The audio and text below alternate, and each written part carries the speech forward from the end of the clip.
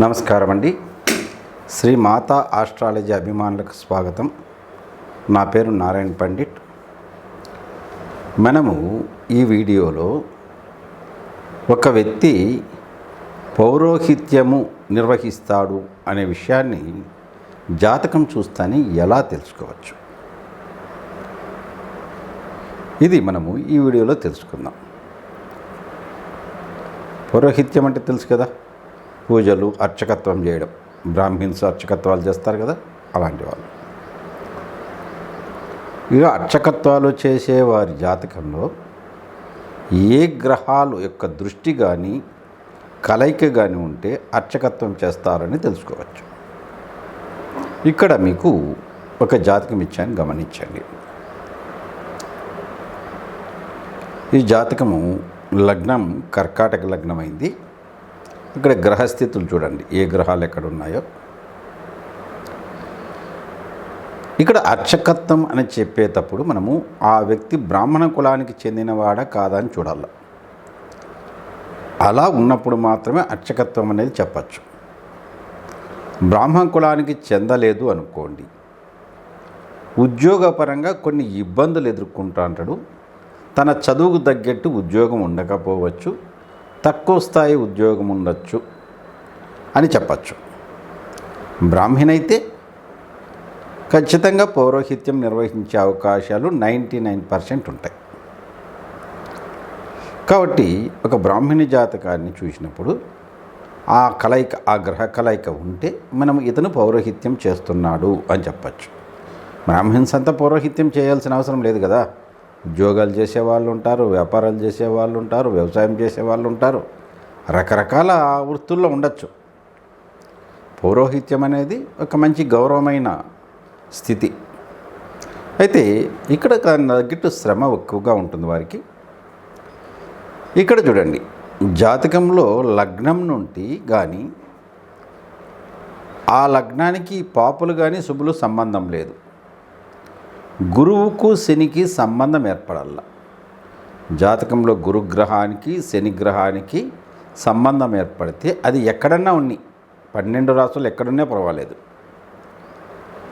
అంటే గురువు శనితో కలిసి ఉండడం కానీ, లేదా గురువు శనిని చూడడం కానీ, లేదా శనిని గురువు చూడడం కానీ, లేదా గురు నక్షత్రంలో శని ఉండడం కానీ, లేదా శని నక్షత్రంలో గురువు ఉండడం కానీ, గురు శనులు పరివర్తన చెందడం కానీ, ఇలా ఏ విధమైన సంబంధం కలిగిన జాతకంలో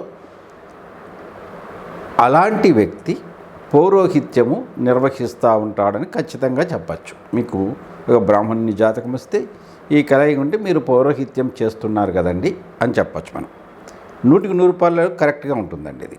ఇక్కడ కావాలంటే మీకు 2 జాతకాలు ఇచ్చాను, గమనించండి. మిగతాటే మీరు కొంచెం టెస్ట్ చేసి కనుక్కోండి. ఈ లగ్నం కర్కాటక లగ్నమైంది. లగ్నం నుండి 8వ భావమైన కుంభరాశిలో గురువు ఉన్నాడు చూడండి. ఈయన భాగ్యాధిపతి, షష్టాధిపతి, 6 9వ స్థానాధిపతి. 8 కుంభంలో ఉండి తన 5వ దృష్టితో మిథునంలో ఉండ శని చూస్తున్నాడు. శని లగ్నానికి 7 8వ స్థానాధిపతి అవుతాడు. 12వ స్థానమైన మిథునంలో ఉన్నాడు. ఆ శనిని గురువు 5వ దృష్టితో చూడడం వలన ఈ జాతకుడు పౌరోహిత్యం యొక్క వృత్తిని చేపట్టినాడు. ఈయన పౌరోహిత్యం చెందిన వృత్తిలోనే ఉన్నాడు. ఇలాగే ఉండక్కర్లేదు. ఒకవేళ ఆ 2 గ్రహాలు కలిసినా, గురు నక్షత్రంలో శని ఉన్నా, శని నక్షత్రంలో గురువు ఉన్నా, లేదా పరివర్తన చెందిన ఒకరినొకరు చూసుకున్నా, ఏ విధంగా సంబంధం ఏర్పడిన గురుషులకు వాళ్ళు పౌరోహిత్యం స్వీకరించారు. లేదు వాళ్ళు బ్రాహ్మణులు కాదు అనుకోండి, అదర్ క్యాస్ట్ అయితే ఉద్యోగంలో ఇబ్బందులు ఉంటాయి. తనకు తగ్గట్టు ఉద్యోగం ఉండదు, ఒడిదుడుకులు ఎక్కువగా ఉంటాయి ఉద్యోగంలో. పెద్ద గొప్ప స్థాయిలో ఉండే ఉద్యోగం కాకపోవచ్చు. ఇలా మనం నిర్ణయించవచ్చు.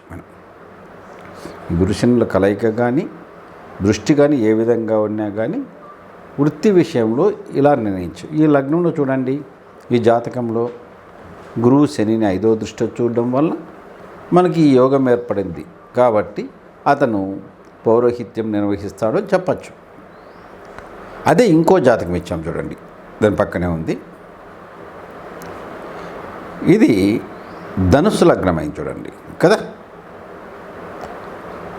ధనుసు లగ్నమయ్యి లగ్నాధిపతి చతుర్థాధిపతి అయిన శని గురువు 2, 3వ స్థానాధిపతి అయిన శనితో కలిసి వృషభ రాశిలో ఉన్నాడు చూడండి. శని గురువులు కలయిక జరిగింది, వృషభ రాశిలో ఉన్నాడు. ఈయన కొడుక బ్రాహ్మణే కాబట్టి ఈ జాతకుడు కొడుక పౌరోహిత్యం నిర్వహిస్తూ ఉన్నాడు. ఇలా పౌరోహిత్యానికి ఈ 2 గ్రహాల యొక్క ప్రాముఖ్యత చాలా ఎక్కువగా ఉంటుంది. అదర్ కులస్తులైతే, వేరే కులస్తులైతే ఉద్యోగంలో ఒడిదుడుకులు ఉండొచ్చు, చదువుకు తగ్గ ఉద్యోగం లేకపోవచ్చు అని మనం చెప్పచ్చు.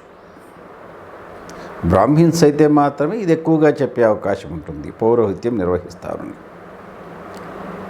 ఈ విధంగా ఒక జాతకాన్ని మనము చూస్తానే ఖచ్చితంగా ఈ వృత్తి చేస్తూ అంటారు మీరు అని చెప్పచ్చు.